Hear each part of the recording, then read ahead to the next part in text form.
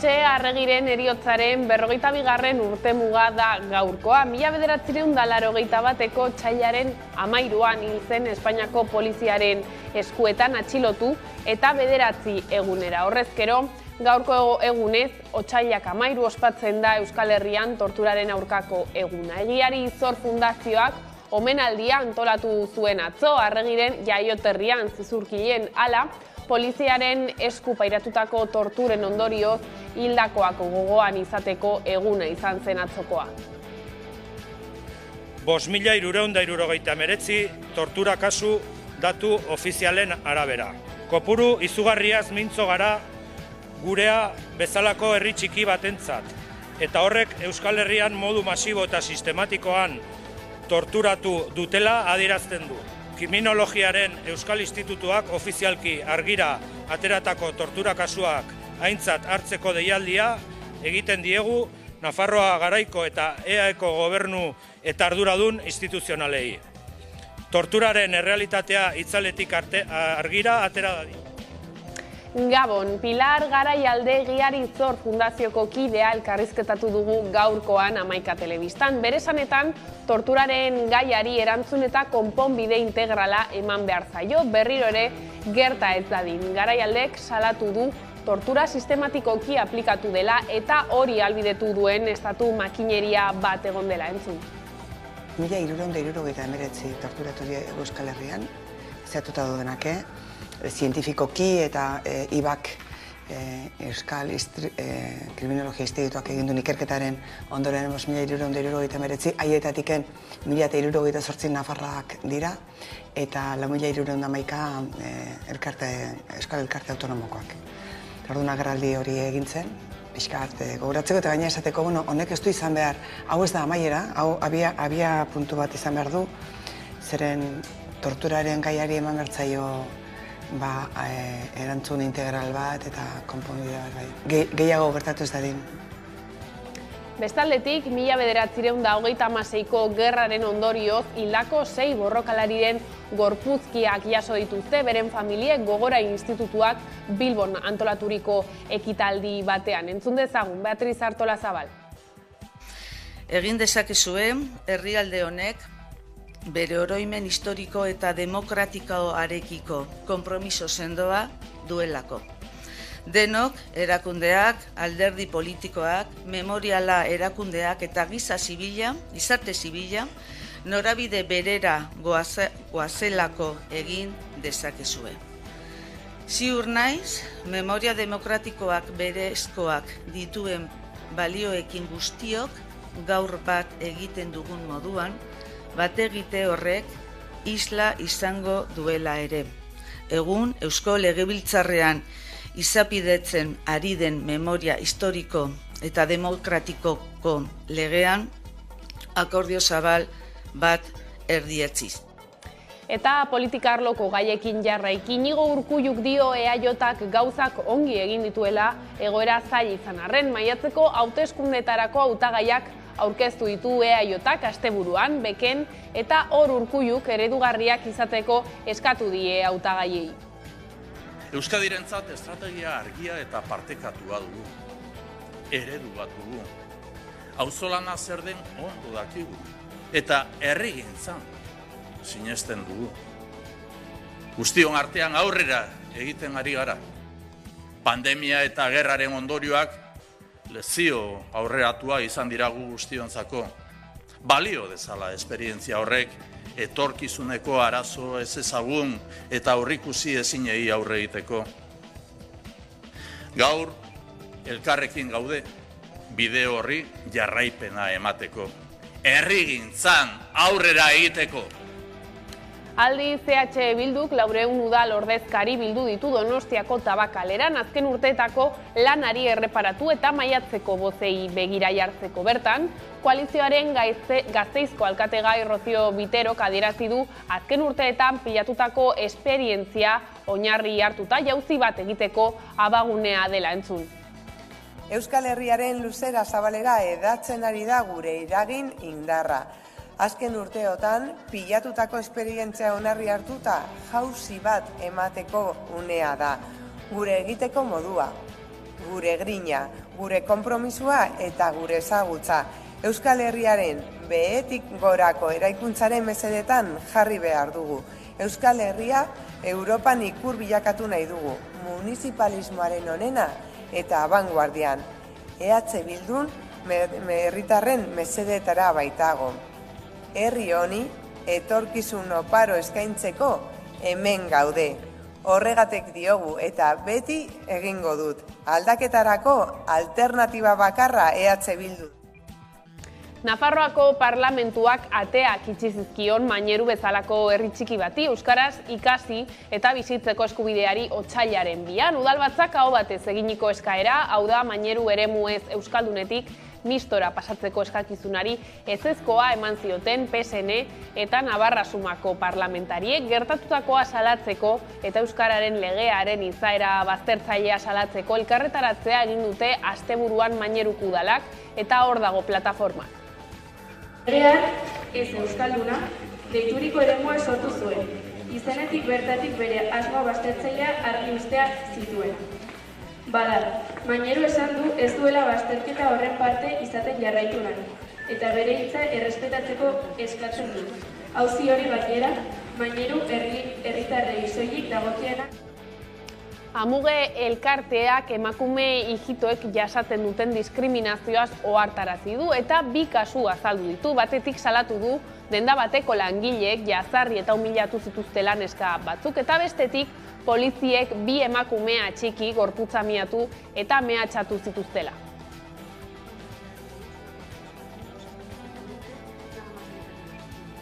Se nos persigue, se nos acosa, se nos humilla, se nos sigue tachando de ladronas y se nos hace sentir como que somos basuras, sinceramente. O sea, es un trauma que genera, que viene histórico, que se nos ha generado, que sigue persistiendo y que cala en el día a día de todas las mujeres gitanas que vamos a comprar. Pero no solamente a comprar, cuando vamos en el autobús nos pasa lo mismo, cuando vamos a buscar un empleo lo mismo, cuando vamos a alquilar una vivienda nos pasa lo mismo, ¿no? Hay unos prejuicios y unos estereotipos antigitanos que impiden que realicemos nuestra vida libre de violencia. Eta kulturan Euskal Herriko zinemagintzak aitortza jaso zuen larunbat gauean Sevillan egin zen Goya sarien ekitaldian. Denera, 3 eskuratu ditu Ruiz de Azuaren 5 lobitos filmak, tartean zuzendari berri onenaren saria. Bestalde, Telmo Iruretari aktore berri onenaren garaikurra eman diote.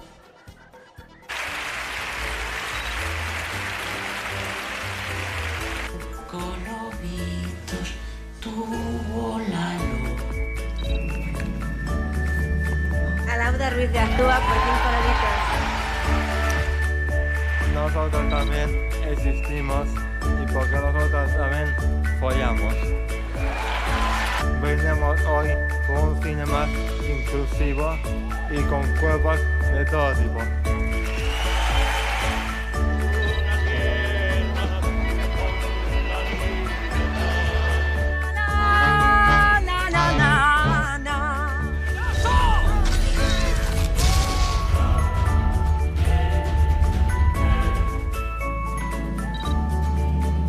Rodrigo Sorogoyen.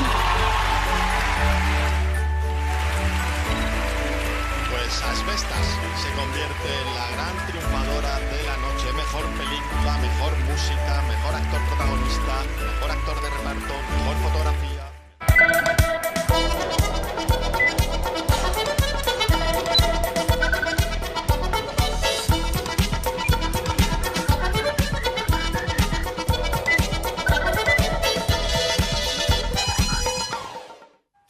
Ongietorriak gaueko albistegira. Euskal Herrian 5.369 tortura kasu baieztatu dituzte datu ofizialek. Nafarroan egindako azken ikerketa txosteneko datuak batuta. Torturatuek instituzioei torturaren errealitatea argira ateratzeko eskatu diete. Ildo horretan, erreparazioan sakontzeko konpromiso eta ekimen irmoak galde egin dituzte.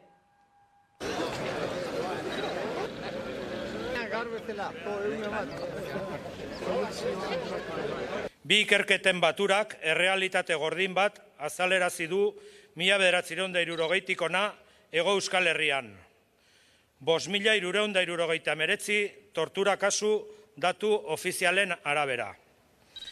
Badakigu hala ere ez direla guztiak. Kopuru izugarriaz mintzo gara gurea bezalako herri txiki batentzat, eta horrek Euskal Herrian modu masibo eta sistematikoan torturatu dutela adierazten du. Espainiar estatuak tortura erabili du Euskal Herriko gatazka politikoaren baitan 6 hamarkadatan zehar. Torturatuon aitortzarako eta erreparaziorako bideak orain hutsune nabariak erakusten dizkigu. Hutsune mingarriegiak. Kriminologiaren Euskal Institutuak ofizialki argira ateratako tortura kasuak aintzat hartzeko deialdia egiten diegu Nafarroa garaiko eta EAeko gobernu eta arduradun instituzionalei. Torturaren errealitatea itzaletik argira atera dadin.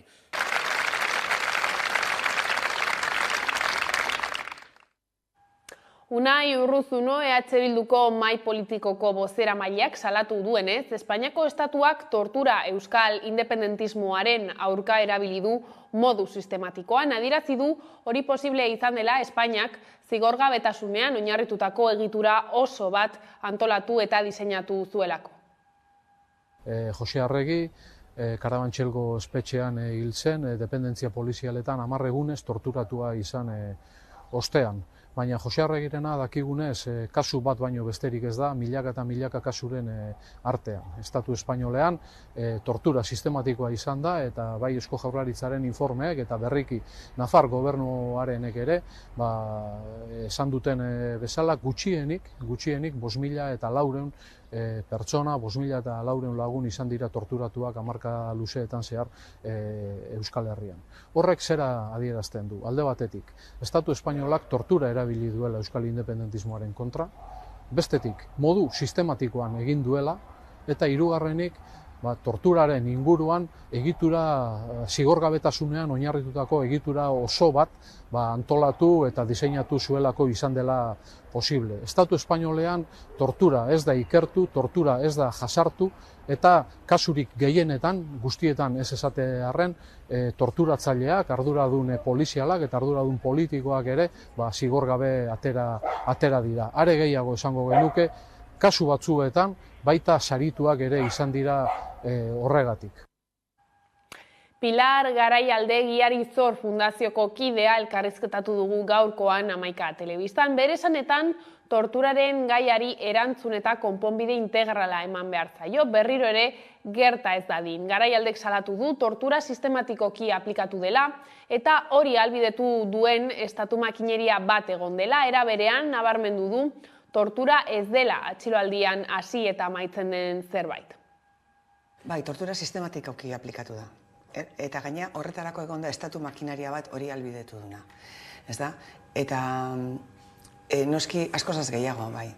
Badago jendea bere momentuan oso zaila da, olako bizipen bat berriro birbizitzea, ez da? Eta ordungoa kontatzea, eta hori oso gogorra da, eta askok ezin izan dute. Baita ere, lehen kontatu dutena, Jose Arregin torturaren inguruan epaiketakin da zer gertatu zen, da baita ere, sinesgarritasun falta bat ere bai justizian eta zenbait instituzioetan, ez da. Baina, bueno, ari da nolabait emaitza hauek ikusi eta pixka bat konfiantza rekuperatzen, eta txosten horietatik ondoren gehiago azaldu dira, eta gehiago azalduko dira, Kriminologia Institutuak berak garbi ikusten du, hau, bueno, ia amaiezina izango dela, asko hilda daudelako. Baita ere gertatuko da zenbait lokalizatzea zaile izango dana, zeren datu basea oso eukitzea ez da erreza. Orduan hemendik nik ez dago aprobetxatu nahi nuke animatzeko norbaitekin kontaktatzerik ez balin bada izan eta kasu hortan balin badago bajar dedila harremanetan eta ez bere testigantza emateko. Oso importantea da ikusteko zertainoko eragina izan duen horrek, zertainoko krimena izan den, eta gaina izan dela estatu makinaria oso bat zegoelako hori ahalbidetzen zuna, ez da bakarrik poliziak izan. Eta tortura ez da gauz bat atxiloaldien hasi eta atxiloaldien amaitzen den zerbait. Horrek eragin du bizi guztin eta eragin mota asko. Esan lehizke eragin fisiko eta psikologikoak. Garaialdek hainbat eskakizun egin die instituzio publikoei, torturaren erabilera prozesala amaitzea, inkomunikazioa bertan behera gelditzea, hausnarketa sakona egitea polizia ereduaz, estatuko indar polizialek Euskal Herritik ateratzea, torturapean hil diren 14 lagunen berariazko aitortza, tortura sexistari heltzea eta torturaren gaia memoria arloko politiketan sartzea. Torturarekin amaitzeko, apuntatuta ekarri ditut, ez ahaztutzeko. Batetik, torturaren erabilera prozesala eten behar da. Inkomunikazio, atxiloldi inkomunikatuekin bukatu behar da. Egin behar da baita ere hausnarketa sakon eta serio bat ze polizia eredu nahi dugun. Estatuko indar polizialek Euskal Herritik atera behar dute. Torturapen hil diren 14 lagun horiek behar dute berariazko aitortza bat. Baita ere, heldu behar zaio emakumeek jasan dugun duten gehitzen zan, ez da, oraindik bortxaketa sexista, machista, patriarkal, oso berezi izan dena emakumetan, hori kontutan eduki behar da, eta hor ere landu behar da. Baita ere, lehen esatezen duna, inguruan hori albidetu dutenek beren aitortza eman behar dute, indar politikok ere bai noski, eta beren menpe zeuden polizioiek zehatu duten, praktikan jarri duten tortura hori aitortu behar dute publikoki adierazpen bat eginez. Eta inongo dudik gabe, baita ere memoria alorreko politikatan sartu behar da torturaren gaia. Ez da gauz bat tortura eta bestetiken memoria politikoa, ez txertatu behar da hori ere. Nafarroara salto, Iruñeko kartzela zaharra memoria historikoaren gunea izendatu du Nafarroako gobernuak. Iruñeko kartzela zaharrean Lusailan espetxe zaharraren atea birkokatu dute. 36ko estatu kolpea geroztik, ate horretatik igaro ziren herritar askoren hilketarako bidea izan zen. Torturarekin amaitzeko, apuntatuta ekarri ditut, ez ahaztutzeko. Batetik, torturaren erabilera prozesala eten behar da. Inkomunikazio, atxiloldi inkomunikatuekin bukatu behar da. Egin behar da baita ere hausnarketa sakon eta serio bat ze polizia eredu nahi dugun. Estatuko indar polizialek Euskal Herritik atera behar dute. Torturapen hil diren 14 lagun horiek behar dute berariazko aitortza bat. Baita ere, heldu behar zaio emakumeek jasan dugun duten gehitzen zan, ez da, Barkatu hori ezen behar genuen bideoa, orain badaukagu.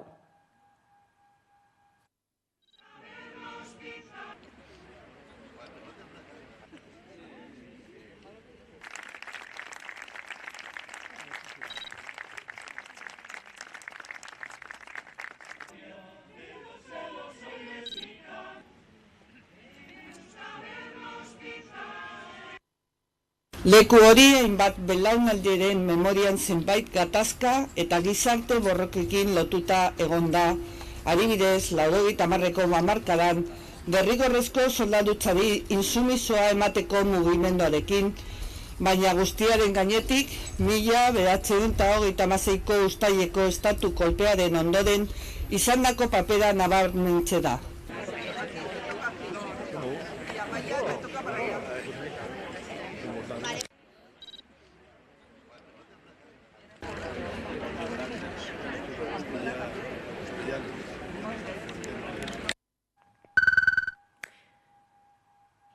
Eta gaiz aldatuta, Gipuzkoako metalgintzako lan hitzarmena negoziatzeko bigarren bilera izan zuten ostiralean. Sindikatuek adegiri exigitu diote proposamen bat aurkez dezala Gipuzkoako metalgintzako hurrengo bileran.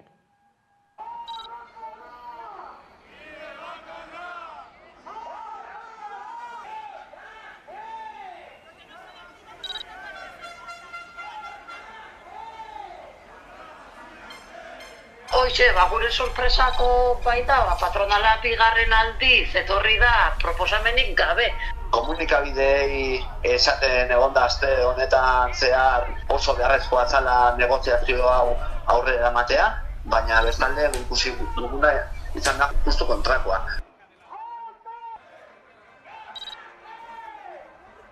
Lankarrak badaude, irabazik handia eta dividenduk banatu dira, eta orduan aberastasuna banaketa justo bat itia eta KPI-an referentzio hori guretzako garrantzitsua da. Gu lehenengo egunetik esan dugun bezala negoziazioari zabaldu egin diogu bidea. Zentzu honetan argi eta garbi esan dugu ere mobilizazioak behar baldin badira, mobilizazioak egongo direla.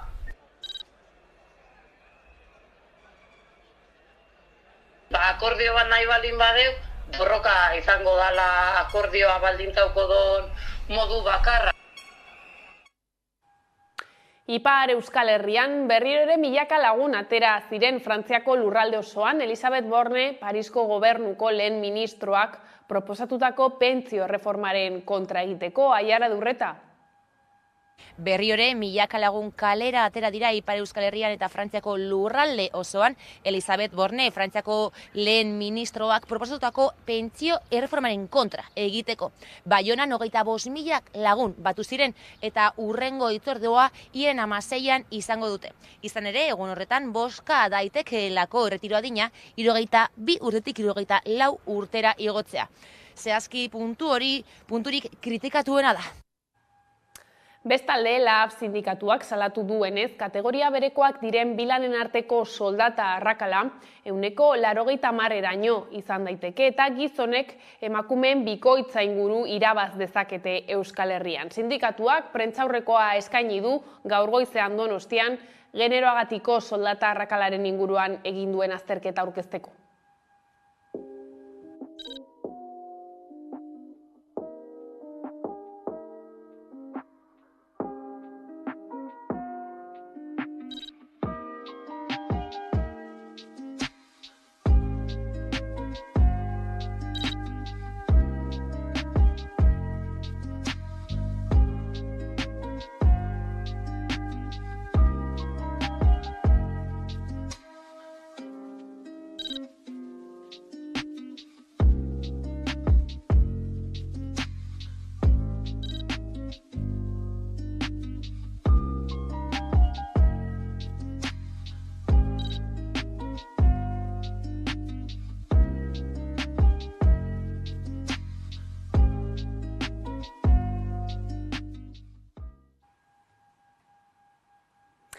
Eurogunerako hazkunde ekonomikoaren aurreikuspenak hobetu ditu Europako batzordeak. Nabarmen hobetu gainera, iazko azaroan iragarri zuen aurtengo BPGA 0,3ko haziko zela. Gaurko aurreikuspena berriz 0,9koa izan da. Europako batasun osoari dagokionez 0,8ko hazkundea iragarri du eta datu hori ere udazkenekoa baino 50 hobea da.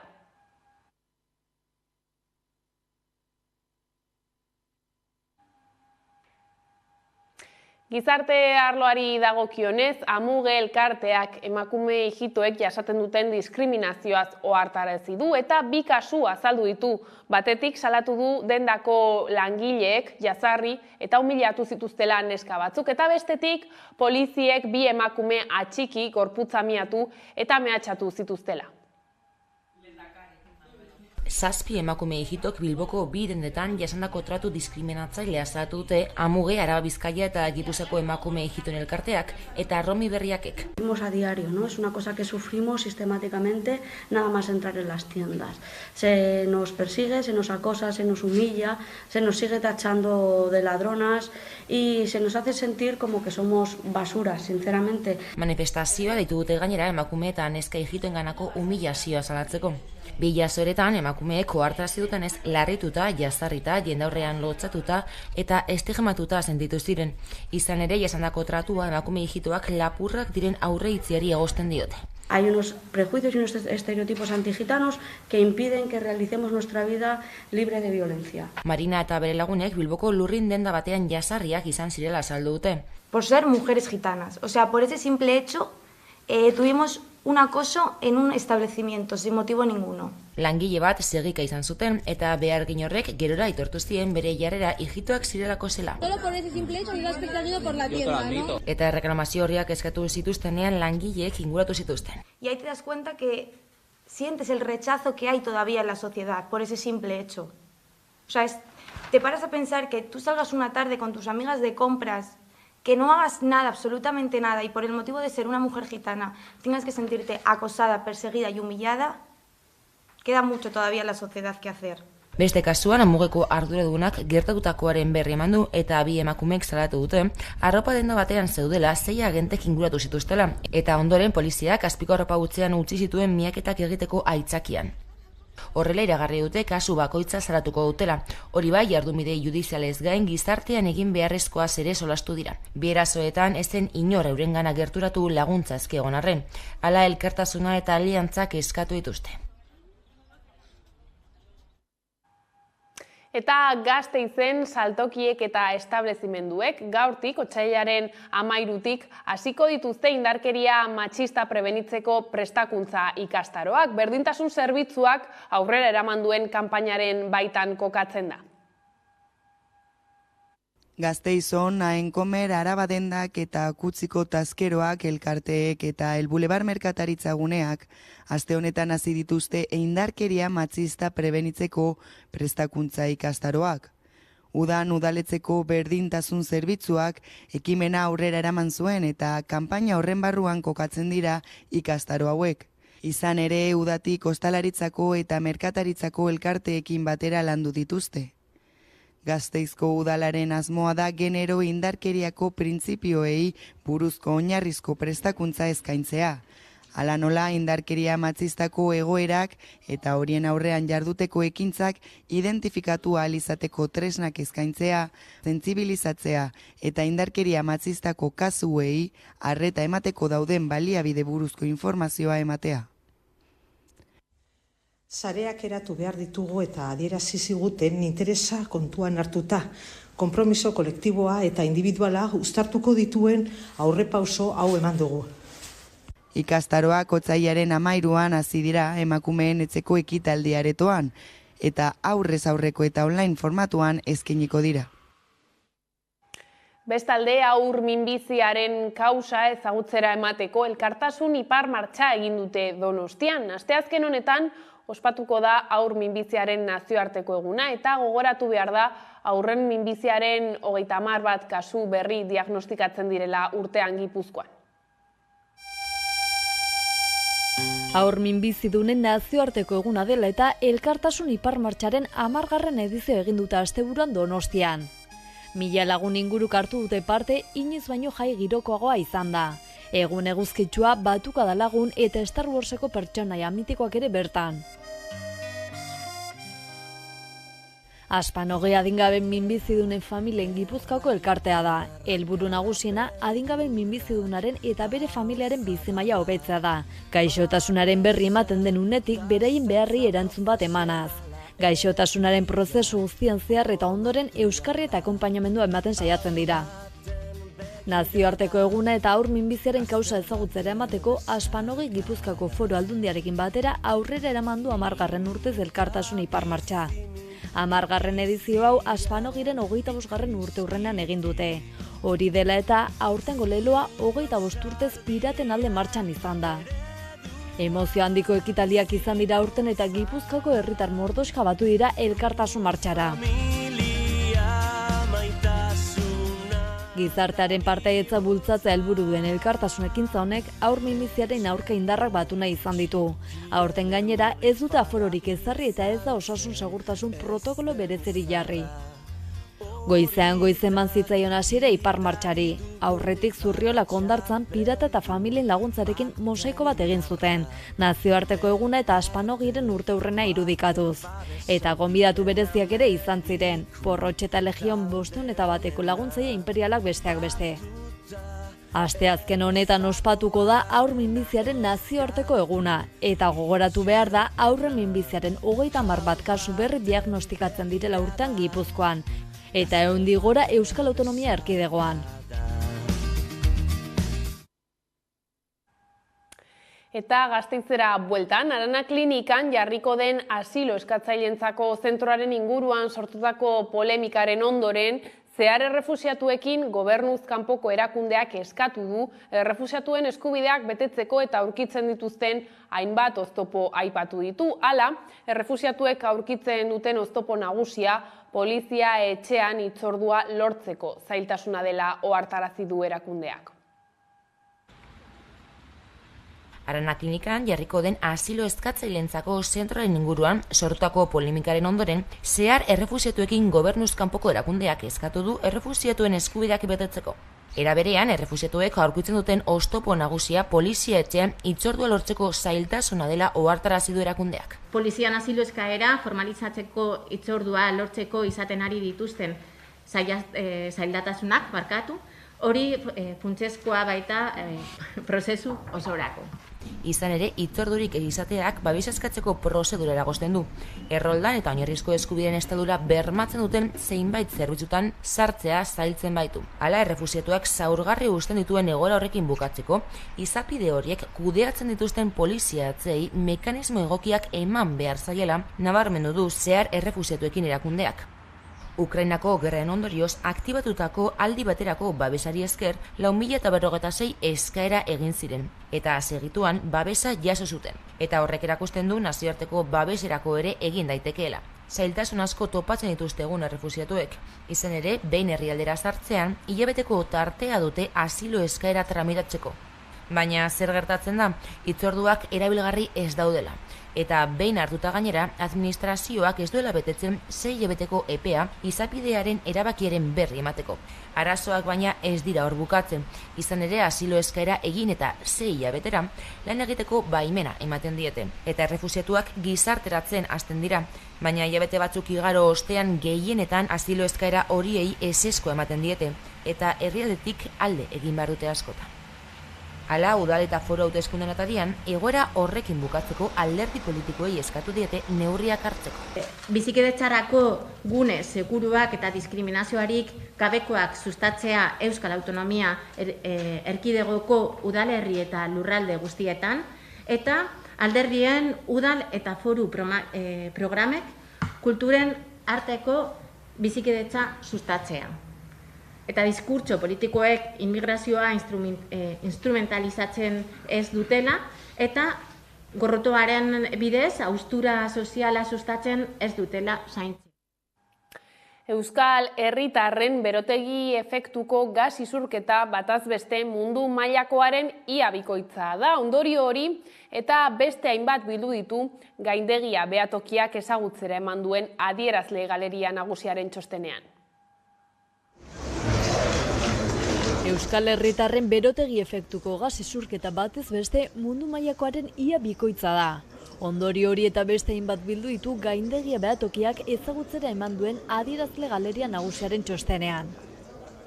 Gaindegiak 2007tik urtero eman ditu argitara datuok, baina oraingoan ohiko demografia, ekonomia eta gizarte atalak lantzez gain, lehen aldiz bildu ditu ingurunari buruzko datuak. Atal berri horretan aldaketa klimatikoa, airearen kutsadura, hala nola Euskal Herriko energia eta elikagaien kontsumoa eta jatorria landu du. Atal berriko zifren arabera, munduan biztanleko berotegi efektuko gas gehien isurtzen duten herrialdeak Katar, Kuwait, Bahrain, Arabiar Emirerri Batuak, Kanada, Luxemburgo eta Saudi Arabia dira hurrenez hurren. Euskal Herriaren kasuan CO2 gutxiago isuri zen biztanleko, zehazki 8,8 tona. Hala eta guztiz ere urte horretan bertan mundu mailan batez beste 4,5 CO2 tona isuri ziren biztanleko. Euskal Herriak beraz mundu mailako isurketa ratioa ia bikoiztu zuen. Energia kontsumoari erreparatuz gero, osasun larrialdiak eragindako atzeraldi ekonomikoaren eraginez, 2020 urtean energia kontsumoa 9,2 murriztu zen Euskal Herrian. Europar Batasunaren kasuan murrizketa hori 5,6koa izan zen. Beraz, Euskal Herriko biztanleko energia kontsumoak beste behin ere Europar Batasunekoa gainditu zuen. Kontsumo horren oinarrian euskal ekonomiaren nortasun industriala dago. Petrolioa da bestalde energia iturririk garrantzitsuena Euskal Herrian. Petrolioak energia kontsumo osaren 43% hornitu zuen 2020 urtean. Elektrizitateak eta gas naturalak kontsumoaren 24% eta 22% urrenez urren. Eta azkenik energia berriztagarriek kontsumoaren 9%. Bestalde, Zubietako erraustegiak 2000 aldiz gainditu zuen legeak ezarritako substantzia toxikoen kutsadura maila 2020 urtean. Nekopol taldeko kide eta EHUko irakasle Gorka Buenok egindako txostenaren arabera.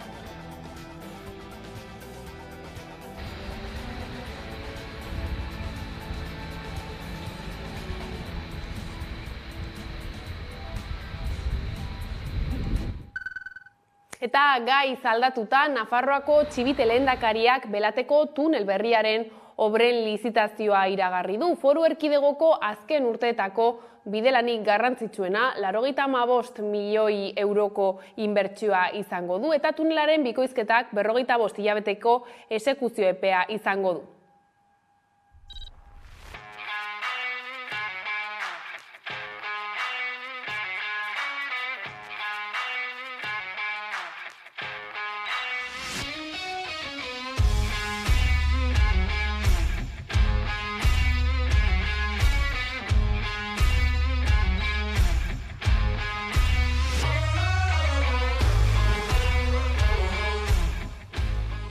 Con un presupuesto de 95 millones de euros y sin duda será la obra viaria más relevante y más compleja que afronta Navarra en estas últimas décadas.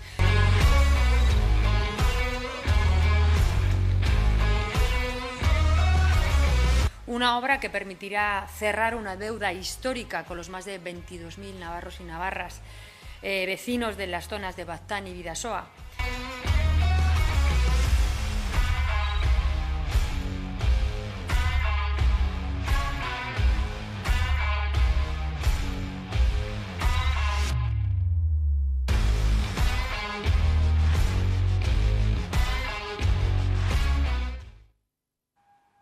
Eta hizkuntzari helduta, 11 egun igaro dira maineru eremu mistoan sartzeko lege proposamenak ezezkoa jaso zuenetik. Navarra Sumaren eta PSNren kontrako botoek itxi zioten ate hori herriari. Nafarroako parlamentuan erabakiak sumina eta atsekabe handia eragin zituen.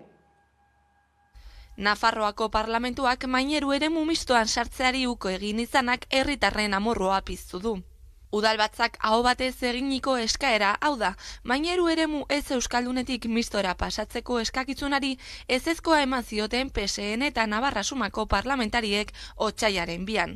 Hauteskundeak iritsi aurretik euskararen foru legean aldaketak egiteko momentua proposa ez zela argudiatuz.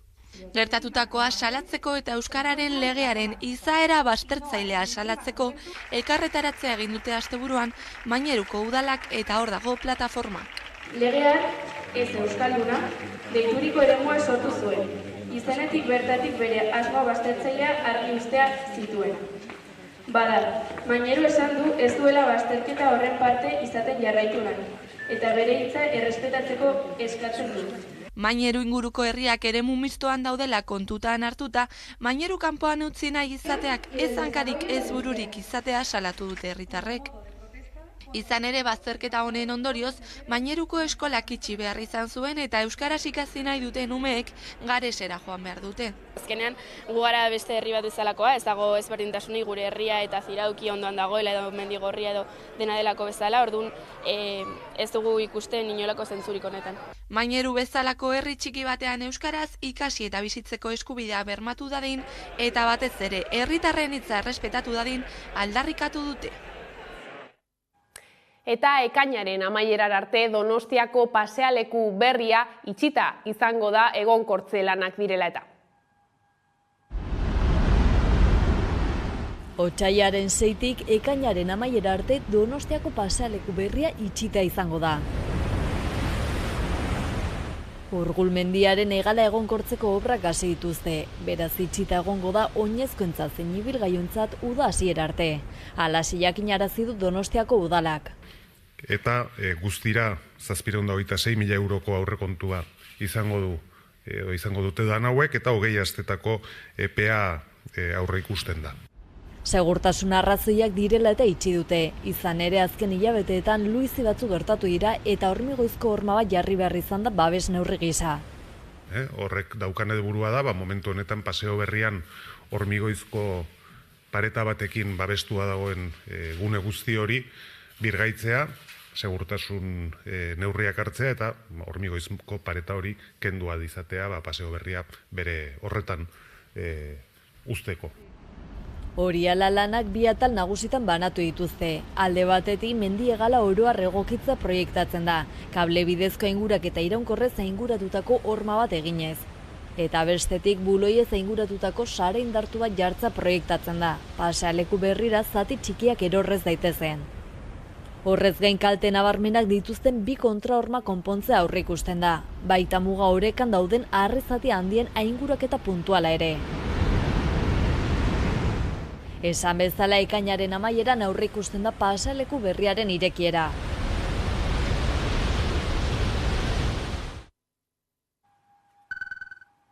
Eta kulturarloan esan dugu jada lerroburuetan, Euskal Herriko zinemagintzak jaso du Aitortza Hautengo Goya sarietan ere. Banakako sarietan, Alauda Ruiz de Azuak jaso du zuzendari berri honenaren saria, 5 lobitos filmagatik, eta Telmo Iruretak aktore berri honenaren saria.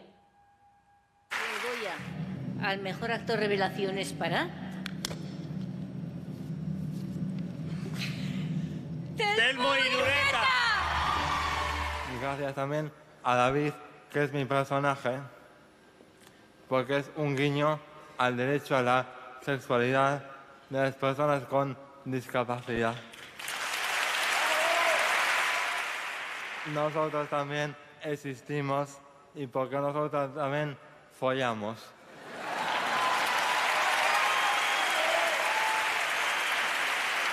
Poco más os puedo decir. Os voy a decir que brindemos hoy por un cine más inclusivo y con cuerpos de todo tipo. Zoonostia zoologiko bat donostiar erara erakusketa, Kristinaneako ingurumen baliabideen etxean da ikusgai martxoaren 19 arte. Hiriko fatxadak, atariak, zubiak eta gainerako hiri altzariak apaintzen dituzten animalia emblematikoenak biltzen dituen egutegia osatu dute.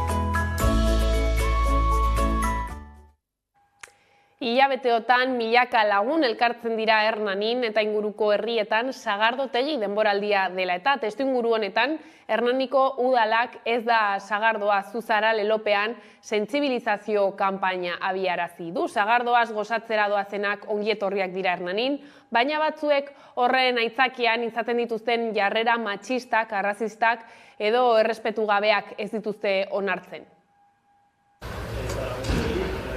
Milaka dira urtero sagardotegira joaten direnak, ohiturari eutsiz eta txotxarekin gozatuz. Sagardoaren lurraldean eta Hernanin zehazki oso errotuta dagoen usadioa da sagardotegietara joatea sagartaz lagun artean edota familiarekin gozatzera. Hala ere ohitura horrekin batera badira ohiko bihurtu diren beste jarrera onartezin batzuk, eta horiek ez dira sagardoaren kulturaren parte. Ohikoak bihurtzen ari dialako, milaka pertsona Hernanira etortzen dian hontan sagardoaren aitzakipean, jokabide matxista, arrazista edo hernaniarren elkarbizitzaren kontra dijoazen jokabideak eta izateko, ez. Testuinguru honetan Hernaniko udalak ez da sagardoa zuzara lelopean sentsibilizazio kanpaina abiarazi du.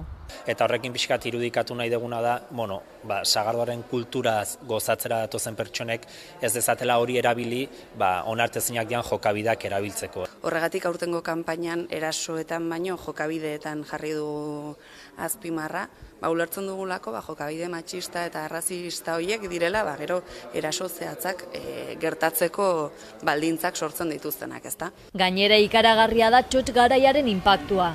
Sagarotei edo txotx garaia hasten danetik pixkanaka asteburuz asteburu datuek gorantz guten dira, eta martxoa erdialdea izaten da pertsonak gehien edo jende gehien etortzen dana. Eta Hernanin, azkeneko datua 2000 eta emeretzikoa daukagu, pandemia horretiko datua, eta da, martxoko larun batean 78 autobus Hernanin egon izatea, ez?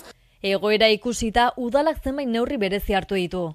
Hala nola udaltzaingoen kopurua bikoiztu dute, komun publikoen eta autobus zerbitzuen eskaintza handitu dute, eta horrekin batera indarkeria sexistaren aurkako gune bat ezarri dute.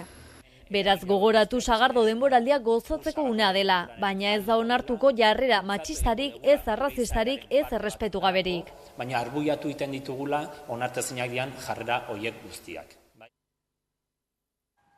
Axut eta Arte Drama Antzerki konpainiak elkartu dira hondamendia antzeslana sortzeko. Arkaitz Kanoren gidoiarekin, Simun Funsen zuzendutako antzeslana da. Zaldibarreko hondamendia izpidizanik, historioa 2008ko otsailaren 6an hasten da, eta 2022ko inauterietaraino ibilbidea egiten du.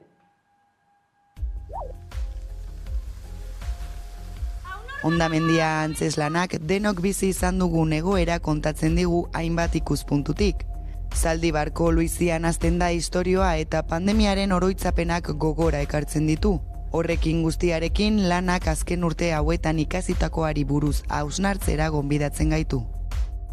Hasten da hori Zaldibarko Luiziarekin, kriston tragedia izan dena, beste tragedia bat gehituko zaio dena pandemia, eta hori dena biribiltzeko izango da iauteriekin ea nola berrasmatzen dugun elkar bizitzen.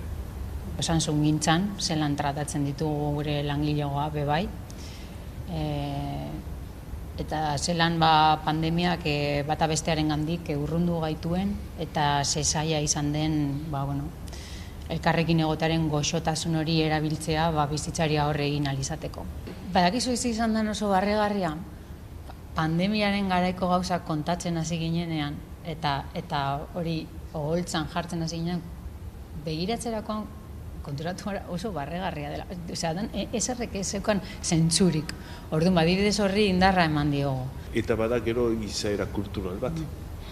Gure antzerkia, euskal antzerkia da.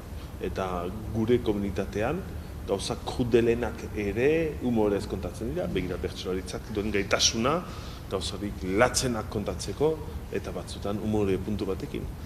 Eta personaje bat baino gehiago daukasunean, apur bat historiaren kontzientzia daukasunez, konturatzen zara zu historioaren parte bat zarela. Eta parte guztiak daukate garrantzia. Eta parte guztiak alik eta hoberen egon behar dute eginda. Eta orduan horrek laguntzen dizu, personaje bakoitza askoz ere sakonago ulertzen eta interpretatzen. Nire ustez problema da zergatik planteatu behar dugu galdera hori, euskaldunak baldin bagara.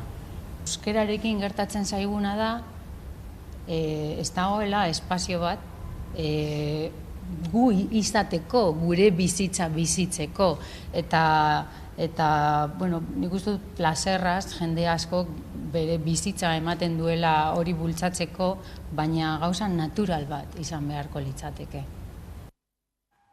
Euskal Zinemaren astearen 39. edizioa egingo dute astelenetik hilaren 25-era Gasteizen. Otsailaren 20-tik 25-era publikoak 6 film luze eta 5 labur ikusi ahal izango ditu eta ondoren solasaldi bat izango du protagonistarekin.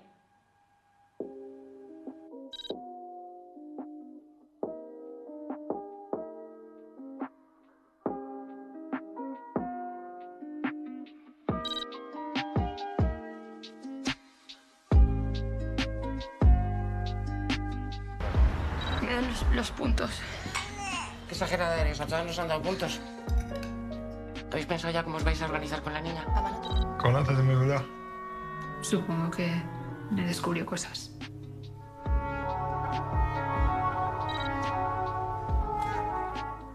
Sigo aquí, ¿eh? No estoy llorando. No sabía. No seas dramática, que el tabaco te mata, pero tarda más tiempo. ¿Qué voy a hacer? Aitakein beharra bete du, oentarren babesteko. Aita! Nik gabe, noizbait, zainduko duk Ibarra. Hitz eman egidak. Utiko, ular sendoa beharko du. Eta kiroletan Naia Kinkozes eta Jonander Aranburu Bandres Karolo memorialaren txapeldun dira. Euskal Herriko mendiko kopan eta kronoigoera txapelketan ere Kinkozes eta Aranburu nagusitu dira. Ikus dezagun.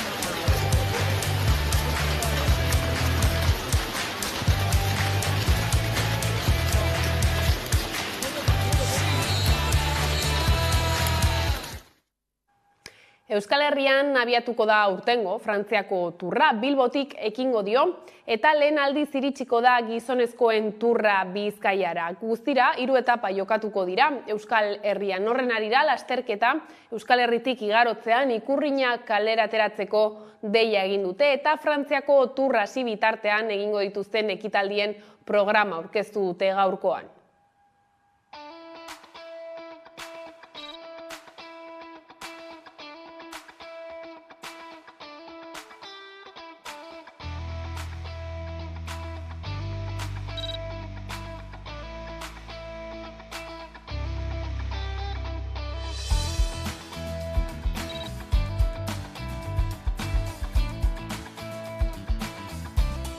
Herri bezala daukagun erronka handia da. Oso exigentea da. Gauza asko eskatu dizkigute, gauza asko egin beharko ditugu danon artean, erakunde, bestelako elkarte eta herritarren artean, hau dana ongi atera zadin, eta horregatik nahi dugu, nahiz eta oraindik urruti dagoela itxura eman, nahi dugu berotzen hasi giroa.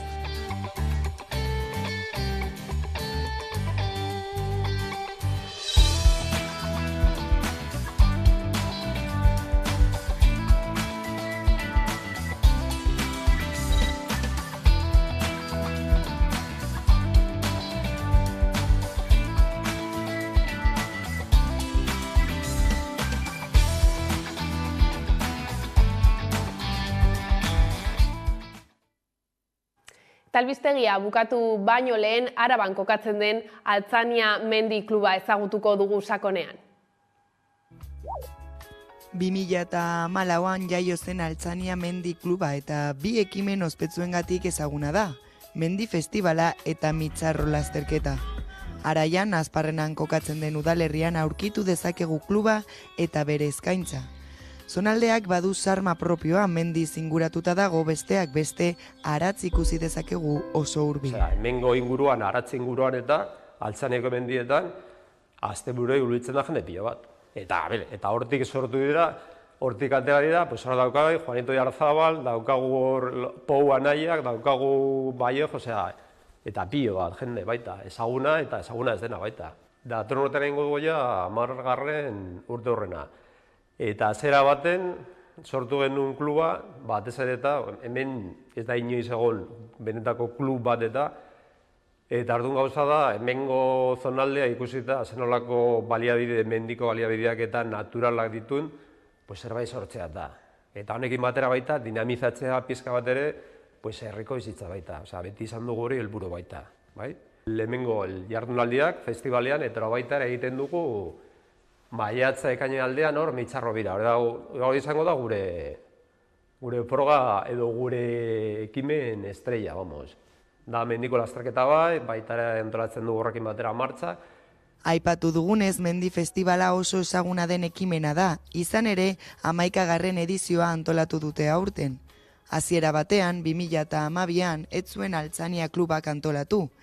Eta lehenengo bi edizioak udalerriko bi lagunek antolatu zituzten, Angel Gordo Barbado eta Álvaro González de Alaiza. González de Alaiza zendu zen eta 2021etik aurrera festivalean omenaldia egiten diote. Gu beti nahi saiatu gara modalitate desberdinak.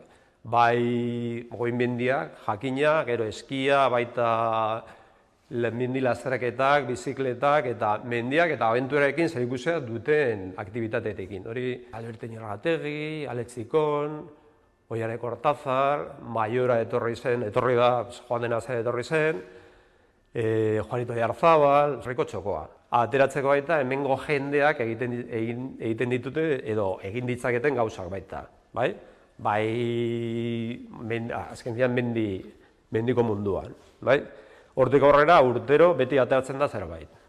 Ez bakarrik ezaguna dira, ez bakarrik ospetxo dira, baizik eta azkenean nolako festival baten ere jendea bilatzen duena da atzaldea ondo pasatzea. Eta horrela iritsi gara albistegiaren bukaerara. Gaurkoan Nuger taldearen hiltzeak abestiarekin agurtuko zaituzte, gustatuko zaizuelakoan besterik ez gure aldetik. Horiek izan dira gaueko albistegiak gurean gaur utzi dituenak. Gogoratu, guztiak eta gehiago nahi duzuen aldiro 11.eus atarian daudela eskuragarri. Bihar arte.